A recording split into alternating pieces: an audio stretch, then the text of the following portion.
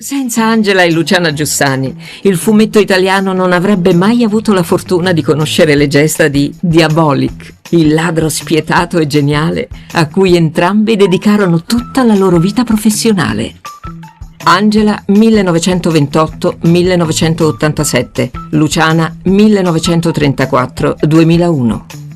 Di Angela Giussani, bellezza delicata alla Grace Kelly, resta un informale ritratto sulle antiche confezioni delle saponette Lux ai tempi in cui era fotomodella, e forse anche nei tratti aristocratici di Eva Kant, così chic con i suoi classicissimi chignon.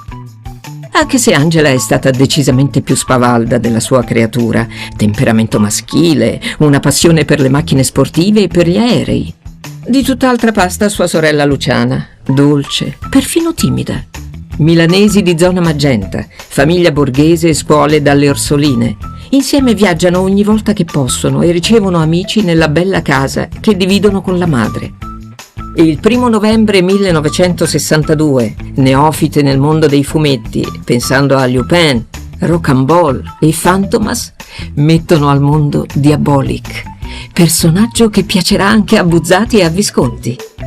L'angelo ribelle in calzamaglia nera è l'uomo che forse avrebbero voluto accanto e che non erano mai riuscite a incontrare. Angela era stata infelicemente moglie dell'editore Gino Sansoni.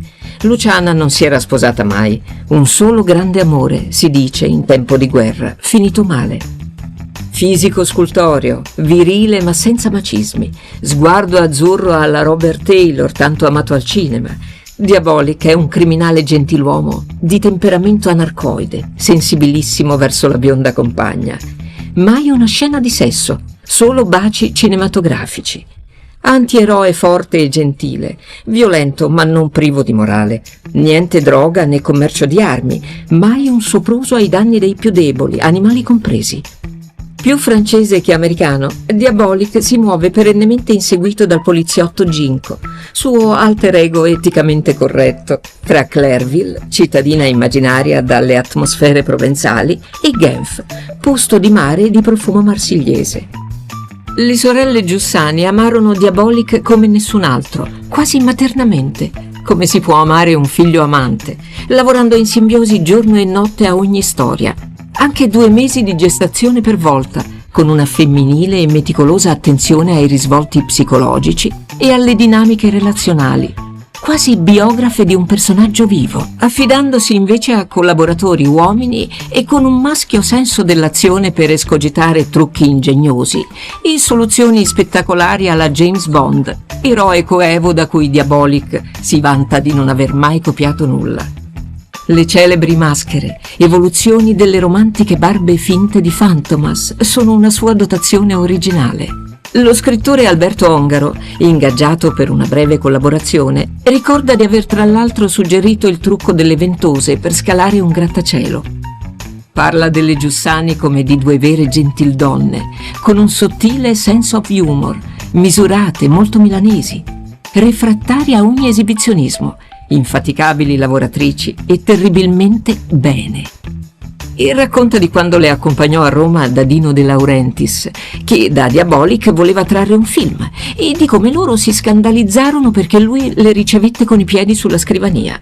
Generose, infastidite dalle convenzioni e dall'angustia delle regole, socialmente e meneghinamente illuminate pur senza mai legarsi ad alcun partito. Diabolik fece campagna a favore del divorzio e in sostegno dei diritti dei detenuti. Le 2 signore non nascondevano una certa simpatia per i gruppi anarchici, alla Cederna, e finanziavano comunità per il recupero dei tossicodipendenti.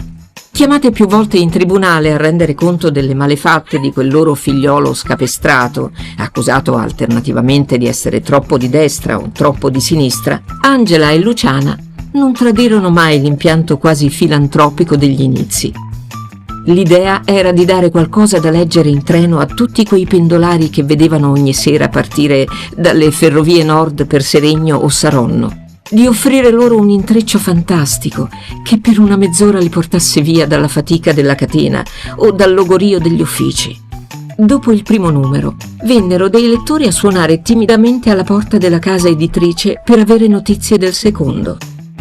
Angela se n'è andata nell'87 a 64 anni, dopo una dolorosa malattia, lavorando accanitamente fino all'ultimo. Fatte fuori le scorte, Luciana pensò di passare dal mensile al bimestrale, il distributore che si metteva le mani nei capelli. La paura, rimasta senza Angela, era di non poter più garantire la stessa qualità. Luciana si è spenta il 31 marzo del 2001 a 72 anni. Diabolic vive ancora.